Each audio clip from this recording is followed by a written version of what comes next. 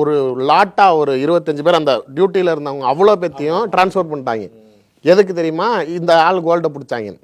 அதாவது சார் இவங்களை பொறுத்த வரைக்கும் இவர் தான் கட்சியோடைய மாநில நிர்வாகிகள் மீட்டிங்லேயே வெளிப்படையாக பேசுவார். சார் நீ என்னமோ பண்ணிட்டு போ, நீ வந்து இல்லீகல் பிஸ்னஸ் பண்ணு, சாராயங்காய்ச்சி, தங்காங்கடத்து, நீ என்ன வேணாலும் பண்ணிட்டு போ, பொம்பளை வச்சு பிஸ்னஸ் பண்ணால் கூட எனக்கு பிரச்சனை கிடையாது. ஆனால் நீ 100 ரூபா சம்பாதிக்கிறியா, அதில் 20 ரூபா கட்சிக்கு செலவு பண்ணுவார்.